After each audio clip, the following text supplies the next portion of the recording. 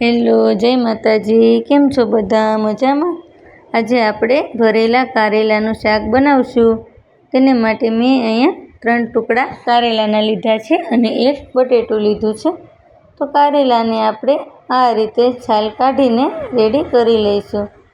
3 ટુકડાની છાલ કાઢીને રેડી થઈ જાય એટલે આપણે બટેટાની છાલ પણ કાઢી લઈશું. હવે આપણે કારેલાને વચ્ચેથી આ રીતે કાપી લેવાનું છે અને વચ્ચેથી આપણે બીને બધું કાઢી લઈશું.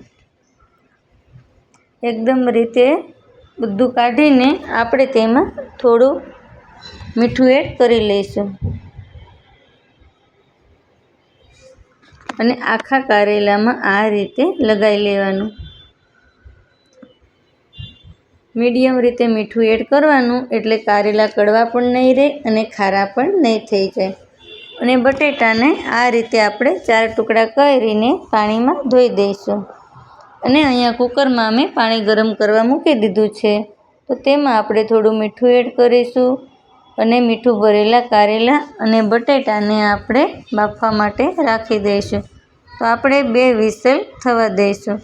કારેલા બફાય અને ઠરે ત્યાં સુધીમાં આપણે મસાલો તૈયાર કરી લઈશું.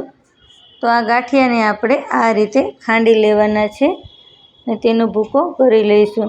તો આપણે ગાંઠિયાનો ભૂકો, લસણવાળી ચટણી, હળદર, ધાણા જીરું, ગોળ ને મીઠું સ્વાદ પ્રમાણે અને ટામેટાં અને ફ્રેશ ધાણા લીધા છે અને જે બાફેલા બટેટા હતા તેમાંથી મેં 2 ટુકડા લીધા છે. તેમાં આપણે તેલ એડ કરીશું અને બધા મસાલાને આપણે આ રીતે મિક્સ કરી લઈશું.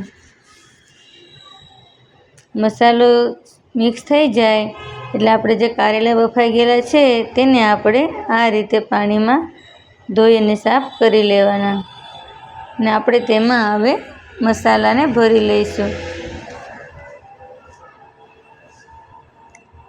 2 વિસલ થાય એટલે કારેલા સરસ એવા બફાઈ જાય.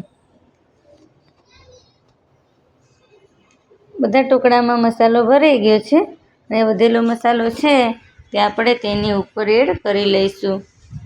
હવે અહીંયા એક બાઉલમાં મેં તેલ ગરમ કરવા માટે મૂકી દીધું છે અને તેલ ગરમ થાય એટલે આપણે તેમાં લસણ, તમે લસણ ના ખાતા હોય તો રાઈ જીરુંથી વઘાર કરી શકાય. લસણ બ્રાઉન થાય એટલે તેમાં આપણે હિંગનો વઘાર કરીને કારેલાને એડ કરી લઈશું.